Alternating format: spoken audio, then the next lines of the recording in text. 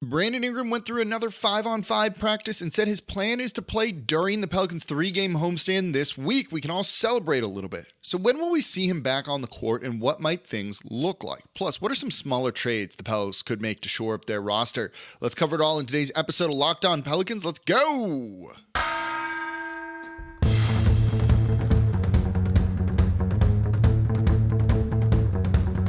You are Locked On Pelicans, your daily New Orleans Pelicans podcast, part of the Locked On Podcast Network, your team every day.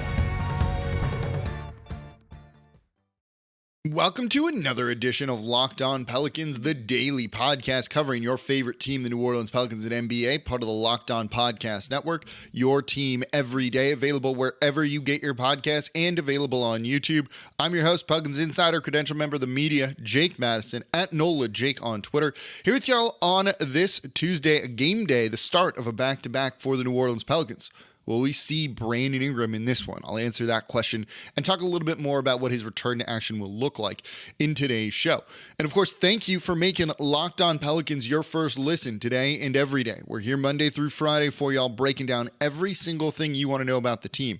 The BI news, the play on the court, and what's going on leading to a 4-game losing streak right now. And then in the second and third segments of today's show, trade targets. The trade deadline is 16 days away. We are real close. What might the Pelicans do? I got some more names for you to keep an eye on. And today's episode of Locked On Pelicans is brought to you by FanDuel Sportsbook, the official sportsbook of Locked On. Make every moment more. Visit FanDuel.com/LockedOn today to get started. So let's get into the big news of the day, the news we've been waiting to hear. Brandon Ingram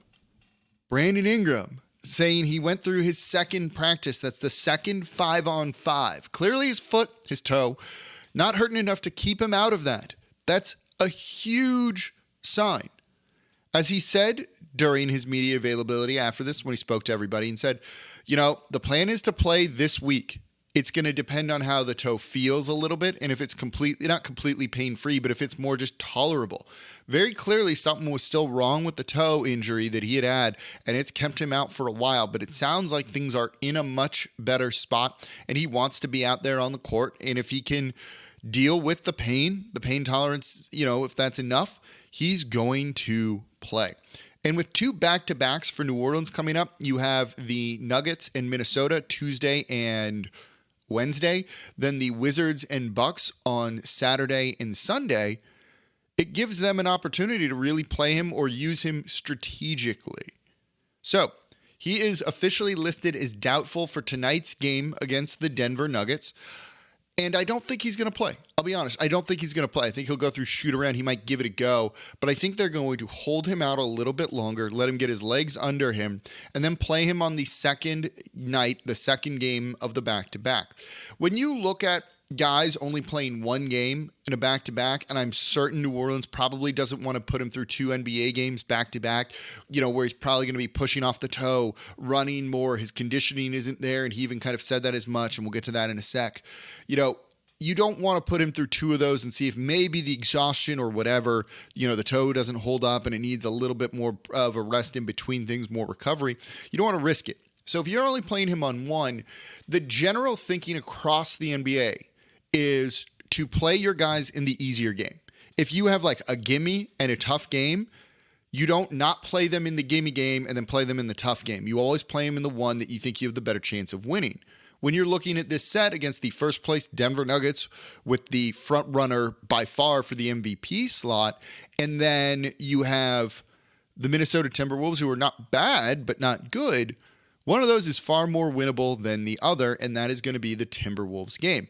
And so because of that, I would not be shocked if they hold Brandon Ingram out of this game against the Nuggets and decide to play him on Wednesday against the Timberwolves. And then they have a day off on Thursday. They're going to practice again Friday. And then they have a home game on Saturday, day of Chewbacca's, by the way. And I expect to see him play then on Saturday as well, and not see him the next night on Sunday against the Milwaukee Bucks. Again, one of those games is not like the other. You have an easy game, then a hard game here. And so I think you're going to play him in the easy game. Make sure you get those wins. if you play him against the Denver Nuggets and you don't win and he's not ready to go the next night and you lose that one too, well, you just went 0-2 versus giving yourself a better chance at 1-1. Same for the Wizards and the Bucks stretch.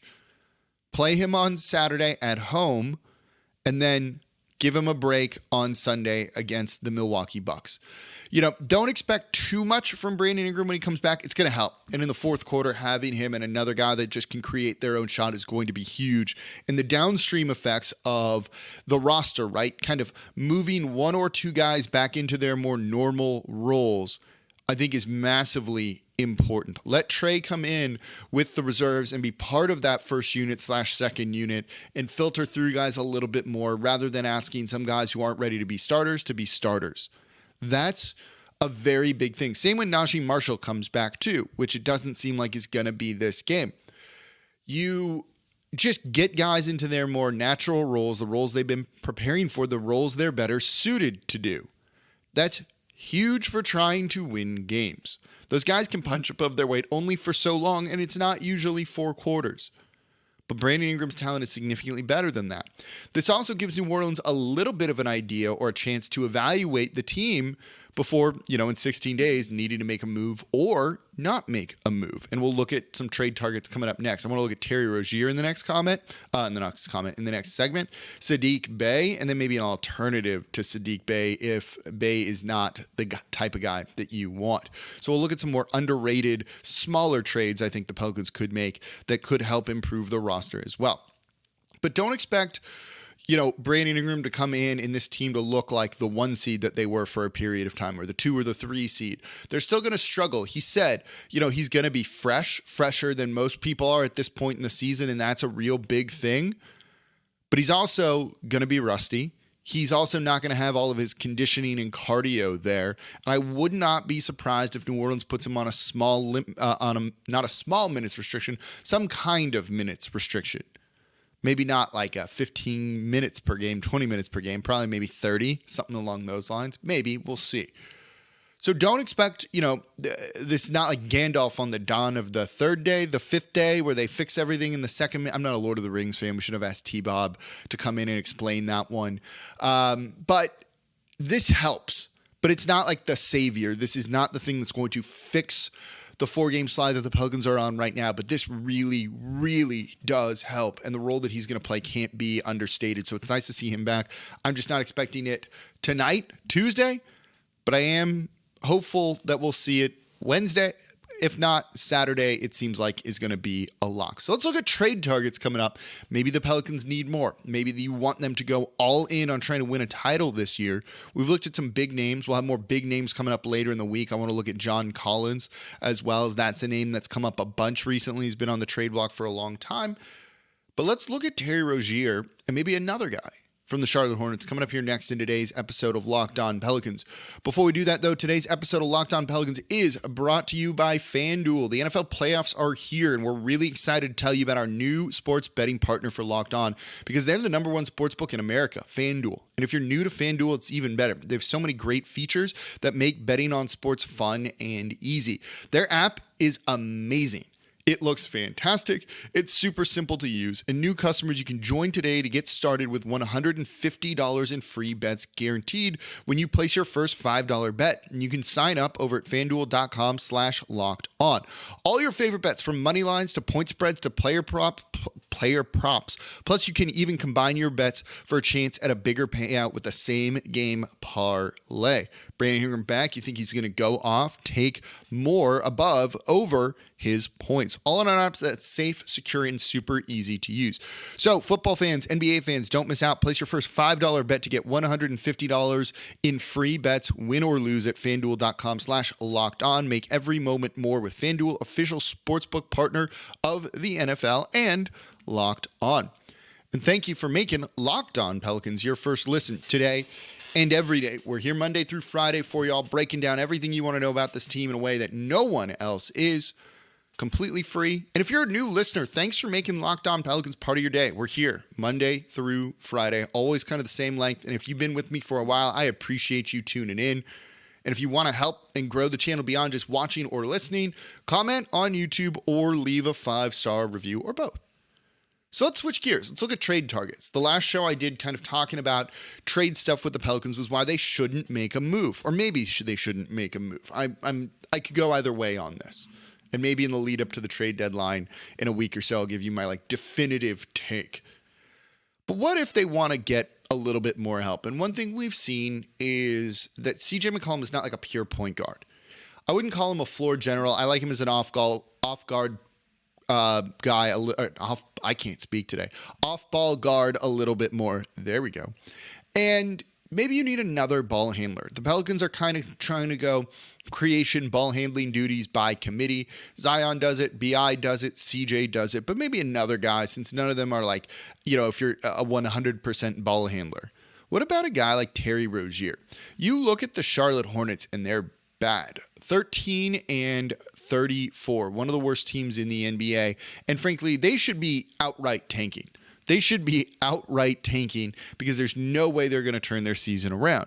And you have a guy like Terry Rozier who's done a really good job for him this season, particularly because you have LaMelo Ball who's missed an absolute ton of time. He's only played 22 games. Well, Rozier then becomes maybe expendable. And this is a guy that this season is averaging 21.5 points per game, the most in his career. No, that's not correct. I was wrong. 21.3, still the most in his career. He's giving you 4 rebounds, 5 assists, and he's taking 8 threes per game, though not shooting it particularly well at 33%. But he does handle the ball. He does get downhill. He shoots threes. He can get to the line a little bit too. He does all of those things that would kind of fit New Orleans. So the Charlotte Hornets would trade him. I have no doubt about that. Should New Orleans be inquiring? And I like the idea of him in theory, and then you kind of start to try and envision the role for him. He'd be the 4th guy on this team. He seems to like being kind of the man right now over in Charlotte. Would he really kind of fit what they're doing here? He'd be the 4th guy? The 4th guy. And then you look at that, and his contract's pretty big. $21.5 million this year, $23.2 the year after, $25 million in 2024-25, and then $26.6 in 25-26. You know, if you listen to that show Friday where I was talking about maybe they shouldn't make a trade, it has to do with the luxury tax and long-term concerns. You add a big money player and it pushes them deep into the tax. And as constructed right now, they're going to be like $7 to $9 million in the luxury tax next season. Starts the clock ticking before potentially dismantling the team. That's why I may be saying they shouldn't go into that just yet, because their window to win a title isn't fully open. So the question when it comes to Terry Rozier is this, Rozier. Would you be willing to lose a guy like Trey Murphy, Herb Jones, maybe even Dyson Daniels in the future because of trading for Terry Rozier this season? If you're like, yeah, I'm cool with it because I think Terry Rozier is going to help them win the title right now, okay, then he'd be a good guy to go after. But if you're thinking more long-term, when you're adding that much long-term money, Terry Rozier is not maybe the guy to go after to be your, to pay that kind of money for a 4th option. A guy that, while not superfluous for this team, isn't exactly what they need. Plays good defense, inconsistent 3-point shooter, can handle the ball and create his own shot, undersized at 6'1", has one of the cooler nicknames in the league in Scary Terry. I'm just not willing to kind of accelerate the doomsday clock on the Pelicans for him. If you were looking at anyone on the Charlotte Hornets that I might be a little bit more interested in, it might be PJ Washington. If you want another big man that can give you a little bit more defense, there's issues there with him too. He can score, he can block shots and give you a little bit of rim protection, but he's very much undersized at 6'7". He's played center. He's not a center. He's definitely a power forward, and even then he's undersized, and you have that a little bit already in Larry Nance Jr. He's also going to be a free agent after this year, so you're going to have to pay him too. He's making $5.8 million this season.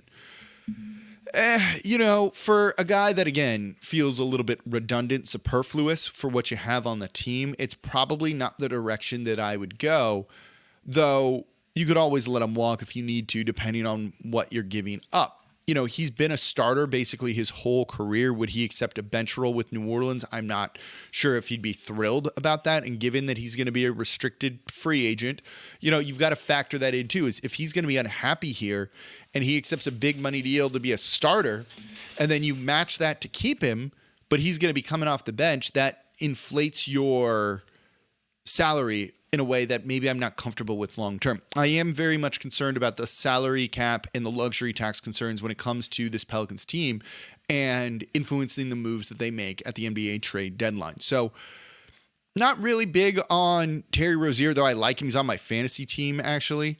And PJ Washington makes sense, but I just don't think when you look at everything that those are the right and correct ways to go. I'd rather bring someone in that has like 2 more years on his contract, 3 more years if you count this year, something along those lines to, build enough for the future, but not put you in a huge hole later down in the line. So that leads to maybe some smaller moves. Could you get a guy like Saddiq Bey from the Detroit Pistons? Or what about another alternative from the San Antonio Spurs that's not named Jakob Poeltl and Doug McDermott? Let's look at both of them coming up here next in today's episode of Locked On Pelicans, because I do think those, or at least one of those, could be a realistic option. So that's coming up here next in today's episode. More trade talk on Locked On Pelicans.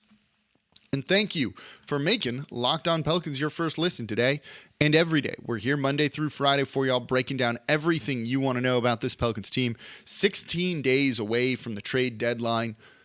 What might they be doing? And of course, thank you for making Locked On Pelicans your first listen.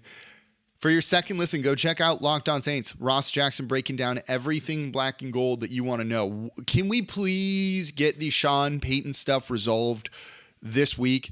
That would be ideal, and we don't have to hear about it anymore, and the Saints can start planning for the future. Ross is breaking down any and all trade packages and what Sean Payton might do over at the Locked On Saints podcast. Make it your second listen.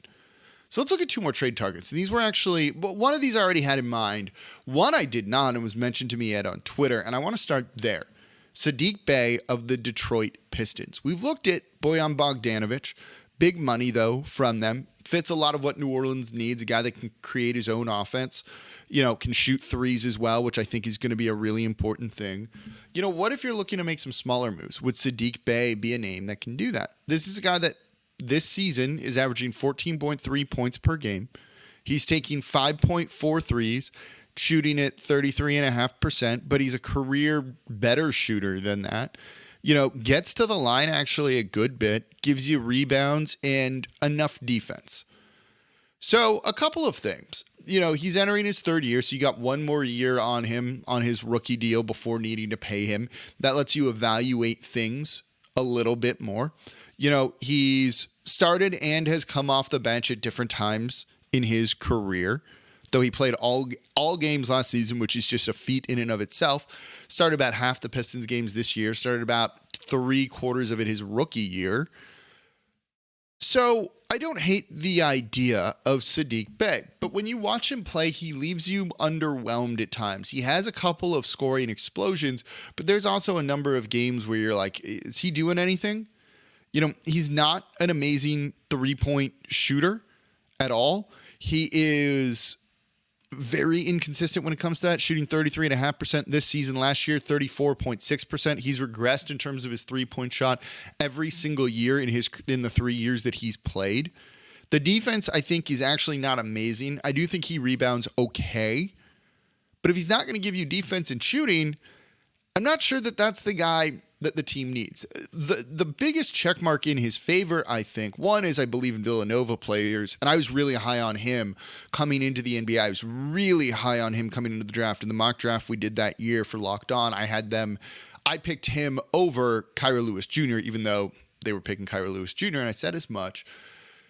I was big on him, and hasn't quite lived up to it. He's, played in the NBA like what was he draft? 19th overall pick. Not good, not bad. Just kind of exactly there. That's useful. I just don't know if that's like the type of player you really need. He does get downhill and he does get to the rim and he gets to the free throw line. I like that kind of guy. But you have that in Najee Marshall, who can probably score a little bit, maybe score a little bit better than Saddiq Bey can. The other issue is trying to trade for him is he's only making $3 million this year. It's really tough to try and do it with that kind of salary unless you're giving up like good picks, because it just doesn't really work. When the salary is so low, it can be tough at times. You could do like Billy Hernangomez and a first-round pick for Saddiq Bey. That doesn't really do it for me. If he shot better from three, I think you could really talk me into this. And it leads to the idea of like, what do you want to upgrade? What are you really looking to do? Let's say they're all healthy. Do you need a Bogdanovich when you have CJ McCollum, Valanciunas, Zion Williamson, and Brandon Ingram? I'm not sure that you do. It's not a bad thing to have, but I'm not sure you need it. Saddiq Bey is more of a role player. That makes a little bit more sense. But if you need just more three-point shooting, say you're looking at a guy like Devontae Graham, who is not shooting the three ball well at all, not scoring well at all. He is making plays in other areas, or at least did against Miami Heat. If you're looking to upgrade those minutes, don't give up too much for a guy. Just go get a guy like Doug McDermott, right? That seems to make the most sense to me. Devontae Graham is shooting 32.9% from three. Doug McDermott, as an aging veteran, is 31 years old, won't cost you much. He's on salary that you could trade exactly for Devontae Graham, making a little bit more, but you stay under the luxury tax, but the trade works, and his shooting is good. You need a dude to come in and make a couple of threes. Doug McDermott could be your guy.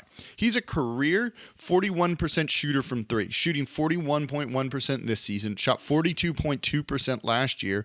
Looking at it, the worst he's ever shot in a season outside of his rookie year, let's ignore that one, is 37%, and it's not really even close to that in any other years. There's multiple years where he shoots above 40%, including one year where he almost got to 50%, 49% in very limited games, in very limited minutes. But still, he comes off the bench, that fits. He'd be cheap. You wouldn't have to give up much. Devontae Graham in a lottery protected first round pick, if that, maybe a bunch of second round picks, I think could do it. You want a guy that comes in and just makes the threes? It's Doug McDermott. You don't need to overthink this, right? If you're just looking to upgrade those minutes from a guy like Devontae Graham, I think that's it. And trading for a guy like Doug McDermott or even Saddiq Bey, trading for like a small forward and moving out a guard does one other thing, and that's opens up minutes maybe for a guy like Kira Lewis Jr., and I don't know why he's not playing right now. If you get rid of Devontae Graham can't get those minutes. And it's a different position than Doug McDermott, and maybe it gives a chance for a guy like Kira Lewis Jr. to shine. So I would be all in favor if they just want to make a smaller move and upgrade some of those end-of-bench minutes, even though Devontae Graham is not end-of-bench. Yeah, bring Doug McDermott in, put him on the court, let him shoot some threes, put him out there with Zion BI at times as a court spacer because teams will respect that, or he's going to make those threes and burn them. That all works for me. That's the type of guy that I would go after if you're looking for a smaller move that doesn't really throw the entire salary cap like out the window and push you into the luxury tax or anything like that next year. Doug McDermott, you could really, really sell me on. I think that's a good idea. So enjoy the game tonight. More trade talk later in the week. We're going to look at John Collins. I want to look at Naz Reid as well. We'll look at all of those guys and more coming up later in the week on Locked On Pelicans. And that's going to do it for this episode of Locked On Pelicans. As always, I'm your host, Jake Madison, at NOLA Jake on Twitter. And I'll be back with y'all tomorrow to recap the Denver game.